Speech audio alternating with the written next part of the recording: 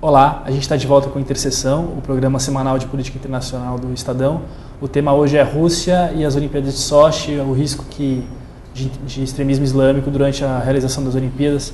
Estou aqui com o Eniose Kuker, da SPM. Professor, a gente teve uma série de atentados em Volgogrado, que é a antiga Stalingrado, alguns meses atrás, e alguns analistas dizem que o grande risco para a Rússia durante as Olimpíadas não seria exatamente em Sochi, onde está todo o aparato de segurança, mas regiões que estariam desguarnecidas por justamente o foco está todo para Sochi. Uhum. Qual que é o risco real? São mesmo essas cidades que estão no entorno ali? O aparato de segurança criado para cuidar dos jogos é muito grande.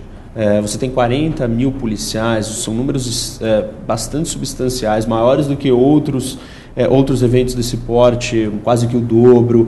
Foi criado um círculo de proteção, onde só consegue chegar próximo dos eventos quem está cadastrado. Enfim, você tem o exército participando, você tem o serviço de inteligência, você tem drones, né, os aviões não tripulados, você tem uma série de coisas acontecendo, de medidas de segurança, para que os jogos sejam protegidos. E realmente vai ser muito difícil de alguma coisa acontecer ali. Teve até uma medida anterior que foi feita alguns anos atrás, que foi coletado saliva de mulheres, porque normalmente os últimos ataques na região terroristas têm acontecido por mulheres suicidas. Então, a lei que foi passada, você coletou a saliva dessas mulheres para conseguir identificar caso elas venham a ser uma terrorista ou participar de um atentado, e você vai penalizar as famílias.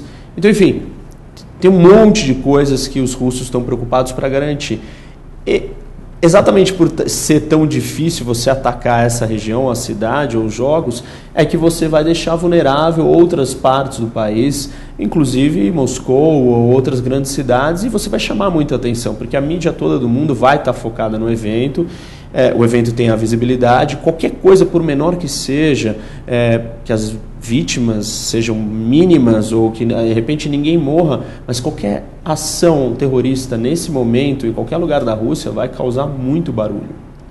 E agora, falando um pouco da política interna russa, o Putin tem enfrentado desde a reeleição dele, uma certa resistência de parte da população russa, principalmente da parte urbana ali de Moscou, São Petersburgo, e ele tem reagido com uma série de medidas que o pessoal que geralmente vota no Putin lhe agrada. Por exemplo, essa lei contra os gays que irritou parte da população mais contrária a ele, mas que tem apoio de muitos russos.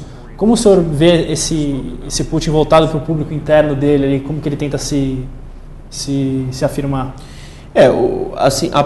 O Putin entende um pouco da identidade russa e da cultura política. Não a cultura necessariamente dos russos, mas a cultura é uma história de viver sobre um regime ditatorial, sem liberdades. Então isso tem um impacto na forma como os russos enxergam muitas coisas. Principalmente depois da queda do Império Soviético, você vê uma Rússia se desintegrando. E aí os russos olharam para aquele projeto democrático, aquele novo sistema, e acharam aquilo muito fraco. Porque a Rússia estava totalmente destruída economicamente, politicamente, sem espaço. Queriam um homem forte. Queriam um homem forte, exatamente. E estavam acostumados com isso. E acharam o processo democrático muito caótico e instável, o que é comum. A gente sabe que a democracia ela é instável, ela é na base de trocas, negociações, enfim, é um processo de concessão, né, o tempo inteiro. É curioso que isso acontece em outras partes do mundo também, por exemplo, no Egito. Mesma coisa. A impressão que é um processo essa cultura democrática, ela leva tempo para entender que essa instabilidade tem o seu lado positivo. E ele também é lento, né? Muitas vezes, se você tentar fazer alguma coisa, a gente sabe muito bem como isso funciona. No processo democrático, você precisa passar por toda aquela aprovação, negociação, você precisa ter todo mundo querendo.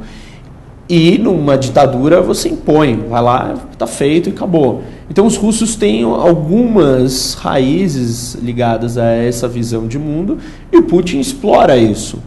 E ele tem se saído bem, principalmente na esfera internacional. Os russos têm se sentido mais respeitados, mais fortes. A Rússia é, de novo, aquela grande potência. Por essa assertividade dele no cenário internacional. Essa assertividade, esse teatro todo, essa forma como ele se impõe, se coloca. Então, isso dá popularidade para ele. Claro, existem uma outra classe que quer modernizar a Rússia, mas eles ainda não são a maioria.